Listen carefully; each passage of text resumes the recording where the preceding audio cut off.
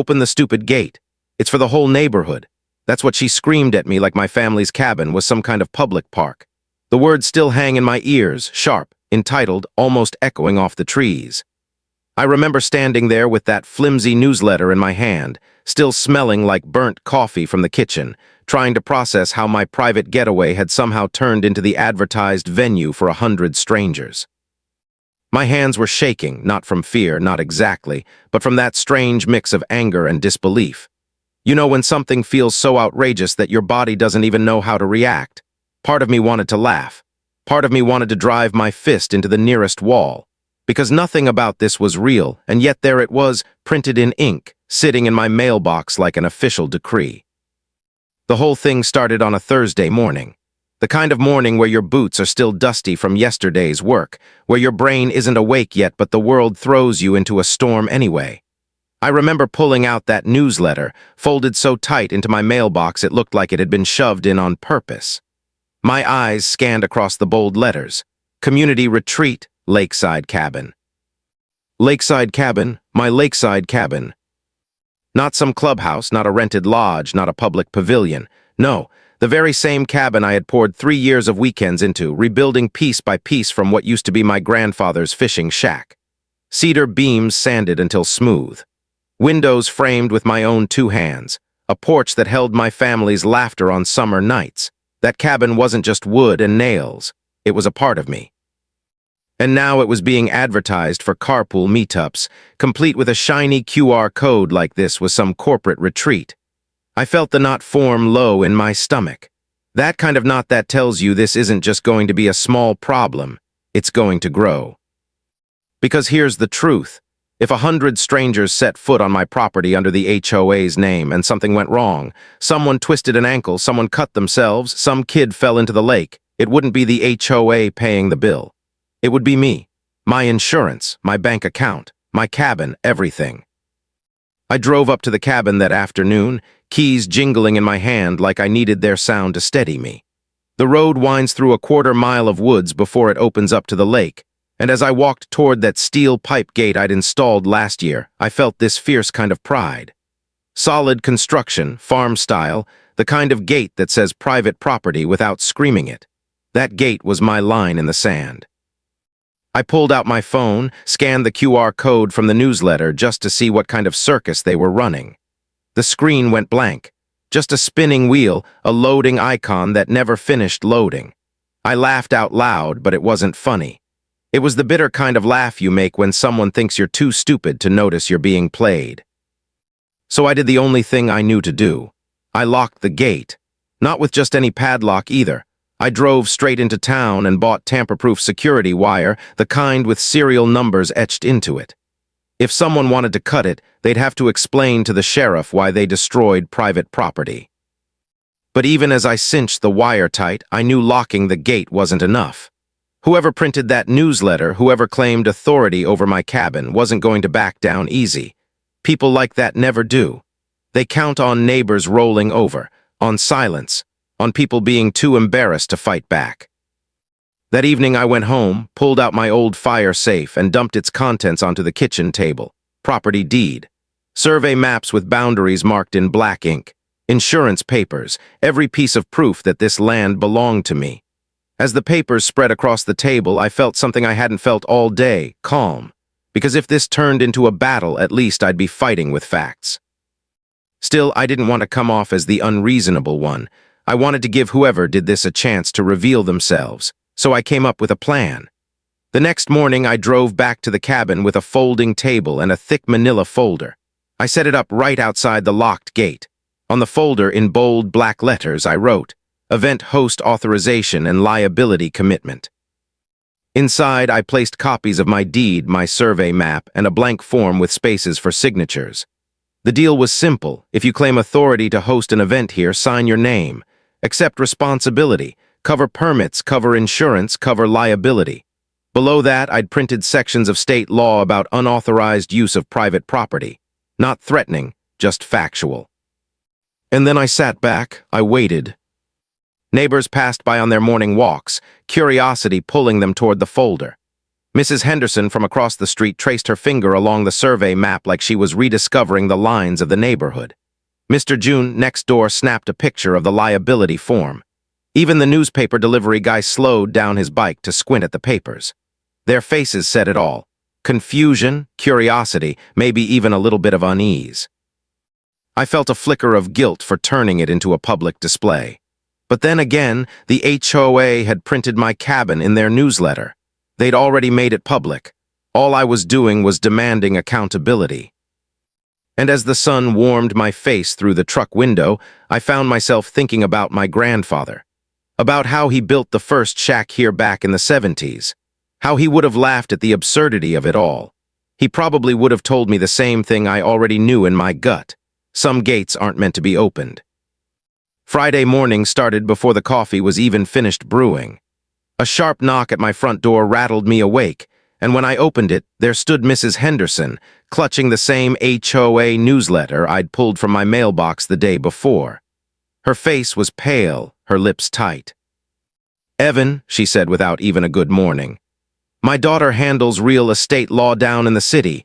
I sent her a picture of this thing. She called me back within an hour. Her words, classic authority overreach. You're absolutely within your rights to protect your property." The way she said it, like a warning mixed with urgency, sank into me. Mrs. Henderson wasn't just a neighbor. She worked as a paralegal for decades, and she'd seen enough disputes to know when something smelled rotten. For the first time, I realized maybe I wasn't overreacting. Maybe I wasn't just being the difficult neighbor some people whispered about. She pulled out her phone and scrolled to a text message from her daughter. "She wants to know if you're documenting everything. The newsletter, the QR code, any communication from the HOA, keep records." Records, proof, evidence. Words that hit me with the same weight as the steel gate I'd locked yesterday, because this wasn't about one retreat anymore. This was about protecting the future of everything tied to my name. After she left, I decided I couldn't wait around for the HOA to make their next move. If they wanted to play this like a chess match, fine. I'd build my case piece by piece. I started with Mr. June, the neighbor who had snapped a photo of my authorization table the morning before. When I knocked on his door, he waved me inside like he'd been expecting me. Over coffee at his kitchen table, he slid a folder across the wood grain. "I've been keeping track of Cynthia's nonsense for 2 years," he said. Cynthia Pierce, HOA president. Suddenly the puzzle had a name. He laid out copies of meeting minutes, email chains, and newsletters dating back 18 months. One after another, they painted the same picture. Cynthia making unilateral decisions without board approval, without homeowner input, and often without any legal leg to stand on. A ban on political yard signs, later retracted after homeowners pushed back. A requirement for HOA approval before planting trees on your own property, shot down after someone threatened a lawsuit. Even an attempt to charge administrative fees for basic home improvements that didn't require permits. Every time she framed it as protecting property values. Every time she overstepped. And every time neighbors had to fight her. I asked if he'd be willing to put some of this in writing. Not only did he agree, he offered to call other neighbors who had been burned by her too. That afternoon, I knocked on the Williams' front door. They didn't hesitate to let me in. Mrs. Williams shook her head before I even sat down. "Oh my God, she did the same thing to us." She pulled out printed emails where Cynthia had announced that boats couldn't be parked in driveways because they were unsightly. The Williams had sent her a copy of their deed and a letter from their lawyer. Cynthia had quietly backed down, slipping a retraction into the next month's newsletter like nothing had ever happened. But the damage had been done. Workers had already shown up, engines roaring, tearing into the Williams' garden to enforce the new aesthetic rules. Crushed flowers, torn soil, neighbors left holding bills they never agreed to. And then there were the Johnsons, 2 streets over. They kept meticulous records of an incident where Cynthia had hired landscapers to beautify what she called community property. Only it wasn't community property. It was their yard. They came back from vacation to find their flower beds ripped out. Muddy tracks across the lawn, $800 in damages. The landscapers shrugged, and said Cynthia had told them it was authorized. By the time I walked back home that evening, my hands were full of statements, photos, and receipts. Mrs. Henderson's story, Mr. June's timeline, the Williams letters, the Johnsons' crushed garden. A pattern was taking shape, one I couldn't ignore. This wasn't just about my cabin. It was about a neighborhood that had been quietly bullied into silence for years. People had gotten used to Cynthia announcing, enforcing, then retreating only when challenged. And too many neighbors were too tired or too polite to push back. But she picked the wrong cabin. Still, not everyone saw it that way. When I tried talking to a couple of other neighbors, they shrugged it off. "You're just stirring the pot," one said. "Community events are good for morale," said another. It stung a little, realizing some people saw me as the villain in all this. But then again, truth usually feels uncomfortable at first. That night, sitting at my kitchen table with all the paperwork spread out, I felt two things at once. Validation, that I wasn't alone, that there was a clear record of abuse of power. But also fear, because if Cynthia had been doing this for years without blinking, what was going to stop her from pushing even harder now? My gut told me tomorrow would bring something bigger, something louder, something I'd have to be ready for. And I was right. Saturday morning, the kind of morning where the air feels heavy even before the sun gets high. I was still nursing a cup of coffee, neighbor witness statements spread across my table when my phone buzzed. A text from Mr. June, "White van at your gate, says Morgan's locksmith on the side, guy's on the phone with someone."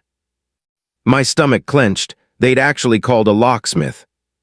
For a second, I just stared at the text. Part of me had hoped, naively, that the forms, the documents, the very visible proof of ownership would be enough to scare them off. But no. This was Cynthia's next move. If she couldn't claim my cabin with words, she'd try to force her way in with tools.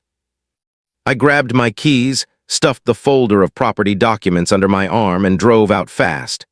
By the time I reached the gate, the locksmith was already crouched down, squinting at the security wire I'd looped through the latch. His hands rested on a set of cutters, but he hadn't touched them yet.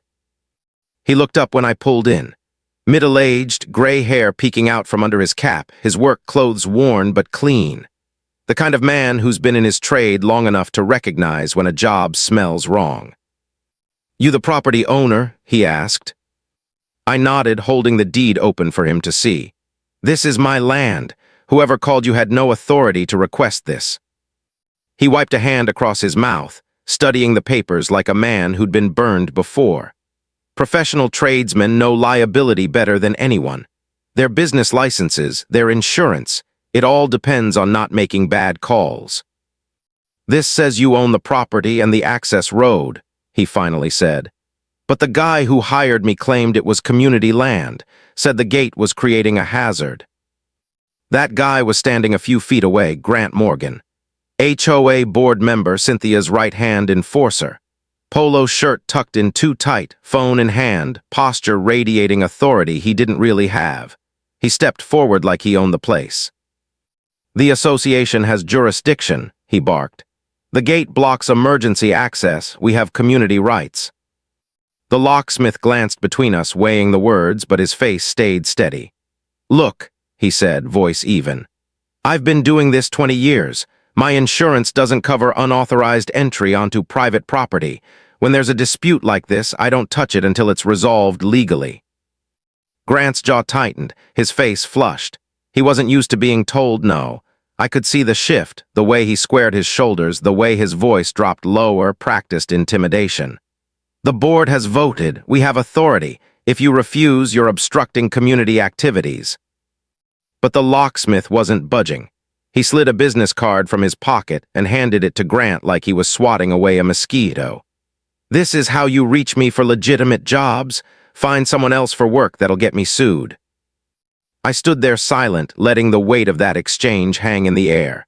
Because it wasn't just a refusal, it was validation. A professional, someone with nothing to gain from me, had looked at my papers, heard Grant's bluster, and chosen the side of the law. Grant's face went redder. He muttered something about the board hearing of my obstruction and stormed off, phone already at his ear. The locksmith packed up calmly, tipped his cap at me, and drove away. No lock cut, no entry gained. For the first time in days, I felt a flicker of relief. Not victory, not yet, but relief. Because even if Cynthia thought she could bend neighbors with pressure and fake authority, she couldn't bend everyone. Some people still knew the line between right and wrong. I wrote down everything, time, date, what was said, even the license plate of the locksmith's van. I clipped his card into my file. If this went legal, he'd be a witness. Not of friendship, not of loyalty, of fact. But the relief didn't last long, because if Cynthia was willing to escalate to locksmiths, what was next? Would she try contractors, security, police she had no right to call? That afternoon, I made 2 more calls of my own. First, to my insurance agent. I needed to know what would happen if this spiraled, if people forced their way in, if someone got hurt. The conversation chilled me more than anything yet. Unauthorized events, not covered. Vendor setups without permits, not covered. Accidents tied to gatherings I didn't approve, not covered. Translation: if I allowed one step of this to move forward, I could lose everything. My cabin, my savings, my home. The second call was to the sheriff's office. I laid it all out. The newsletter, the gate, the locksmith. The deputy's voice was calm, but the words hit hard. If they break through, report it as destruction of private property. Unauthorized gatherings count as trespassing. You've done the right thing locking it down. That night, I sat on my porch, papers spread out again, the sound of crickets replacing the hum of my own nerves. The sun dipped low, and I watched the last light glint off the security wire at the gate. For days, I'd thought this was about fences and rules, but the truth was clearer now. This wasn't about a gate at all. It was about money, liability, responsibility. Cynthia wanted the glory of a big community event, but not the weight of paying for it if things went wrong. And the more I thought about it, the more I realized this fight wasn't anywhere near over. Sunday morning, the phone rang before I even had a chance to take my first sip of coffee. The voice on the other end carried urgency. Rebecca Shaw, the neighbor who did bookkeeping for small businesses on the side. "Evan," she said, "I think I've stumbled on something you need to know, and it's bad." Her tone made my chest tighten. She explained that one of her clients, a portable toilet rental company, had accidentally copied her on an email thread. The email wasn't meant for her. It was about my cabin. "They've got you down for delivery tomorrow," she said. "Units for 100 guests plus catering trays, folding tables, even a tent rental. Evan, there are invoices attached. Real money, real vendors, over $1,500 already committed." I nearly dropped the phone. It wasn't just about people showing up anymore. There were financial contracts hanging over my head tied to my property's address, without my consent, without my signature. And in the eyes of those vendors, the delivery spot, the one they'd be holding responsible, was me. I sat down hard at my kitchen table. For days, I'd been worried about trespassers, liability, safety. But this was worse. This was a ticking bomb of debt and lawsuits waiting to explode in my mailbox. By the time I hung up with Rebecca, my brain was racing. I needed clarity. I drove straight to my insurance agent's office, slammed the thick policy folder onto her desk, and asked the question burning in my gut. What happens if these vendors show up? She clicked through her system, glasses sliding down her nose, and shook her head. Unauthorized commercial events? Not covered. If someone gets hurt, if equipment damages property, or if vendors file claims for unpaid services, you're exposed personally. Her words were like ice water. Exposed personally. It meant savings gone, house gone, everything I'd worked for. She showed me training materials, case studies of homeowners bankrupted when unauthorized events spiraled into financial chaos. I left her office sick to my stomach, but with a plan forming. That night I sat at my desk and reworked my authorization form. It wasn't just about property lines anymore. I listed every vendor Rebecca had uncovered: portable toilets, catering, van rental, hand-washing stations. I added projected costs, delivery fees, cancellation penalties, over $100,000 in potential exposure if someone tried to run this event without coverage. And I made sure anyone who wanted to sign as the organizer would be staring that number in the face. The next morning, the calls started. First was the portable toilet company, a dispatcher asking for delivery confirmation, confused when I said I hadn't ordered anything. "But someone listed your cabin address," she said. "We've already loaded the truck. There's a $300 delivery fee." I told her politely but firmly, I never authorized this. An hour later, the van rental service called. "We need a valid credit card. The HOA's account has been declined." Their tone had shifted from confusion to frustration. They'd already turned away other bookings. Then came the hand-washing station rental. "Who's handling the water hookup?" they asked. I almost laughed, but it wasn't funny. By noon, the picture was clear. A spiderweb of unpaid services, all pointing back to me as the delivery location. The invoices stacked higher than the gate itself. And then the caravan arrived. Tuesday morning, silver SUV first, then a white minivan, then 2 more cars. Families piling out with coolers, folding chairs, kids in tow. One man rolled down his window, waving the newsletter. "Excuse me, is this the retreat spot?" "The gate's locked." I held up the folder, my heart pounding. "This is private property. Whoever told you otherwise didn't have the authority. And unless someone signs for liability and vendor payments, there is no event here today." The man's face fell. Confusion, then disappointment. Parents were explaining to their kids why they had to turn around. And then I heard the sound I'd been waiting for, the purr of a black luxury sedan pulling up behind the line of cars. Cynthia Pierce. She stepped out, sunglasses on, striding forward like she'd just arrived to rescue the situation. "Evan, you're being completely unreasonable," she announced, loud enough for every family to hear. "The association has authority to organize events, and you're preventing people from enjoying themselves." I didn't raise my voice, I just handed her the form. Vendors have already called asking for payment, portable toilets, van rentals, catering. The HOA account was declined.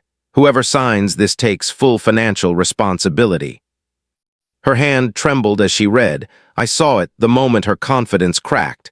The numbers staring back at her weren't just inconvenient. They were devastating. And for the first time, Cynthia didn't have an answer. Wednesday morning, the phone rang again. This time, it wasn't neighbors. It was the portable toilet company, and the dispatcher didn't sound confused anymore. She sounded angry. "We've got a truck loaded, drivers on the road, and no payment authorization," she said. "Our equipment is scheduled for your address. Are you refusing delivery of services you ordered?" Her tone sharpened on that last word, "you." I must have repeated myself 3 times. I never ordered anything, never signed a contract, never gave permission. 20 minutes later, she finally admitted what I already suspected. If they couldn't reach the person who placed the order, they'd be stuck eating the costs. Fuel, labor, inventory, and they weren't about to go down without a fight. "We've been burned before," she said flatly. "If this order isn't covered, we'll consider filing against all parties tied to the delivery location." All parties tied to the delivery location. That meant me. I hung up with a pounding headache, and before I could even breathe, the van rental company called. Same story. Payment declined. Vehicle held for a non-existent event. Hundreds lost. They weren't patient like the toilet company. They were already tacking on cancellation fees. By noon, it felt like every phone call was another knife thrown at me. Hand-washing station rental asking about hookup coordination. Event tent company asking about setup timing. Catering service demanding final headcount for the 100-person meal they'd already started prepping. Each voice bled urgency and irritation. Each call reminded me of the noose tightening around Cynthia's promises. Rebecca Shaw called me later that afternoon. She'd been tracking vendor email threads, piecing together the financial chaos. "Evan, the total's climbing fast, over $2,500 in obligations, and that's before cancellations and penalties." $2,500 for services I never wanted, tied to my land, stacking up like dry kindling waiting for a spark. But the worst call came at 3 p.m. The caterer. Their manager's voice cracked with frustration. "We've already bought the ingredients, food for 100, staff scheduled, appetizers prepped, drinks chilled. You think we can just absorb $800 in food costs?" I sat there silent, Because what could I say? They were victims, too. Victims of Cynthia's need to play queen of the neighborhood. "We'll pursue collections," the manager said coldly.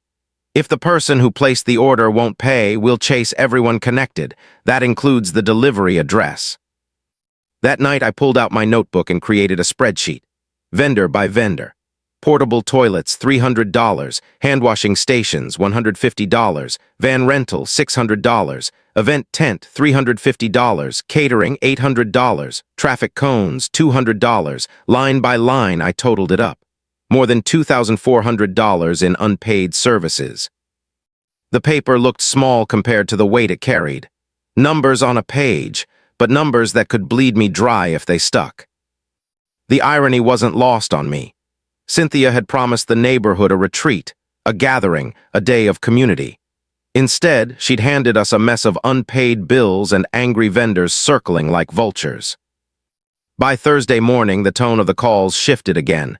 It wasn't confusion anymore. It wasn't even frustration. It was threat. "We'll send this to collections if payment isn't received within 24 hours. We'll pursue reimbursement from all parties tied to the order. We're adding penalties and late fees." And every single threat landed on my property's address like a bull's.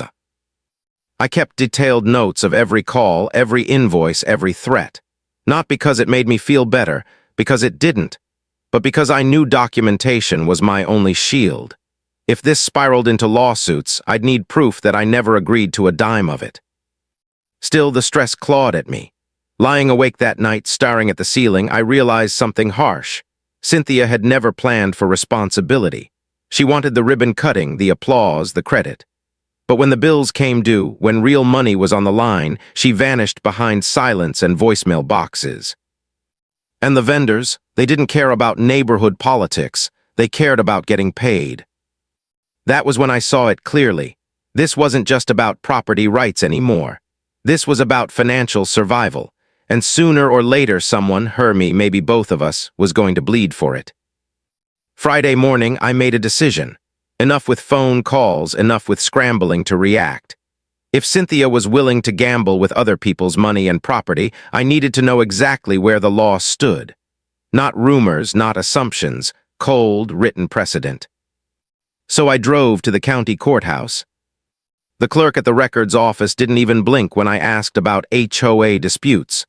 "We've got a whole shelf of them," she said, and she wasn't kidding. Case after case of neighborhoods torn apart by overreach, power plays, and bad judgment. I sat down at a wooden desk with files stacked high, flipping page after page. And with each story, I felt my pulse quicken, because what I saw wasn't just familiar, it was chillingly familiar. One case, Martinez v. Hillside HOA, 2 years ago. The HOA president announced in their newsletter that a homeowner's backyard would be used for a community garage sale.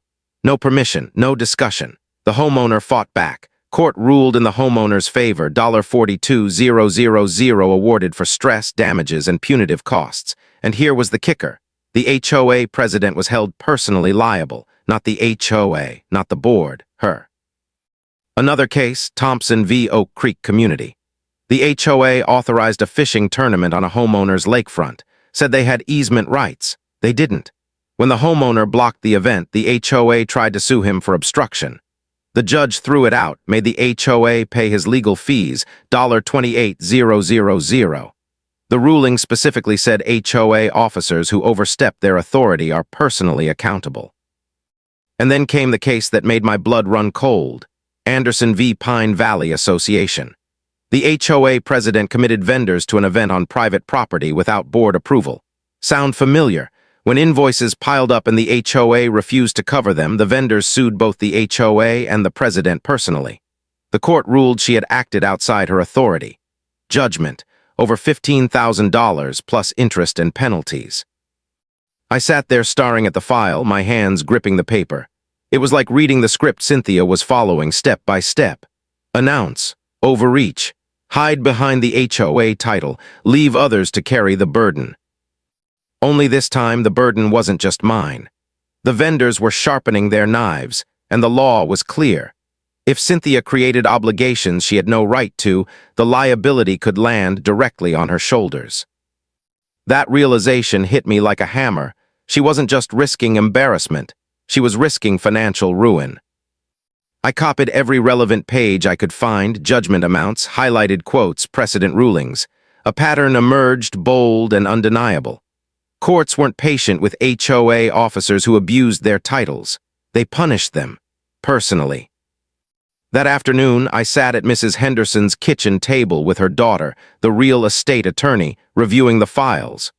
She read carefully, glasses perched on her nose, then looked up at me. "These cases are almost carbon copies," she said. "If Cynthia placed vendor orders or announced authority without board approval, she's exposed. Personally, the HOA can't shield her." Her words gave me a strange kind of calm, because for the first time the weight wasn't all on me. Cynthia wasn't untouchable. Her title, her confidence, her bluster, they meant nothing in the face of hard precedent. We mapped it out step by step. Property owner documents unauthorized use. HOA officer claims false authority. Vendors pile in with financial obligations. Property owner presents evidence. Court assigns liability to the individual who overreached. Every path ended in the same place: personal accountability. That night I drafted something new. Not just notes, not just vendor spreadsheets. A summary, a complete breakdown of legal precedents, case names, dollar amounts, specific quotes from rulings, and right at the top a question in bold: who will carry this liability? Because sooner or later, Cynthia would have to look that question in the eye. I tucked the papers into my file, closed it, and sat back. My cabin was still locked. The vendors were still circling. The neighbors were still whispering. But now I had something stronger than a locked gate. I had the law. And in my gut, I knew this fight wasn't going to end with shouting at the gate or arguments in newsletters. It was going to end at a table face to face, where she'd have to choose between denial or reality. And for once, I wasn't afraid of that confrontation. I was ready for it. Tuesday afternoon, we sat around Mrs. Henderson's dining table. Sunlight slanted through the lace curtains, throwing long patterns across the wood. The room was quiet, too quiet for the storm hanging in the air. I had my folder stacked in front of me, thicker than ever: vendor invoices, legal precedents, neighbor statements, insurance notes. Across from me sat Cynthia Pierce. No sunglasses this time, no confident stride. Just her arms crossed, lips pressed tight, trying to act calm while the weight of her mistakes hovered above her. Mrs. Henderson's daughter, the attorney, sat between us, neutral but firm. She agreed to mediate, and the tone in her voice made it clear this wasn't going to be a shouting match. "We're here to resolve this before it escalates," she said. "But let's be clear, unauthorized commitments were made, vendors are owed money, and liability has to fall where it belongs." I opened my folder slowly, letting the sound of papers spread fill the silence. "Before we even talk about vendors, I want to be crystal clear on one thing. My cabin is not HOA property. My deed, my survey maps, my easement agreement, they all prove it." I slid the documents across the table. Cynthia glanced down, and I caught the flicker in her eyes. The recognition that her usual tactic of bluster wouldn't erase black ink on official paper. Then I pulled out something new, something I hadn't revealed until now. A slim, stamped packet, the LLC formation papers for the access road easement. "I didn't just protect my cabin," I said. "I created a company to own the road leading to it, and that company doesn't allow commercial events over 20 people. Any violation triggers liquidated damages, calculated per person per day." For the first time since this ordeal began, Cynthia's composure cracked. Her fingers twitched against the table. She shifted in her seat. The attorney picked up the papers, scanned them, and nodded. "This creates multiple barriers: private ownership, road control, prohibitions against unauthorized gatherings. Anyone who claimed authority here was acting far beyond their scope." Silence, just the sound of the grandfather clock ticking in the corner. Finally, Cynthia spoke, her voice smaller than I'd ever heard it. "I was only trying to create value for the neighborhood, bring families together." I wanted to explode, wanted to list every vendor call, every dollar of risk she'd dumped on me, but I held it in. Instead, I leaned forward, steady and calm. Good intentions don't erase liability. You ordered toilets, vans, catering. You committed over $2,400 without payment authorization. Vendors are threatening collections, and they're not chasing me. They're chasing the person who placed the orders. That's you. Her face went pale, because there it was, the truth she couldn't spin. Mrs. Henderson's daughter slid a stack of printed legal precedents across the table. "These are court rulings," she said evenly. "HOA officers who act beyond their authority are held personally liable. Martinez v. Hillside, $42,000 in damages. Anderson v. Pine Valley, vendor costs charged directly to the president. These aren't hypotheticals, they're precedents. And if this continues to court, you will likely be personally responsible for these debts plus penalties." Cynthia's hand trembled as she flipped the pages, every dollar amount written in bold, every judgment a warning. I watched her crumble, not dramatically, not with tears, just a slow collapse of that armor she'd been wearing for years.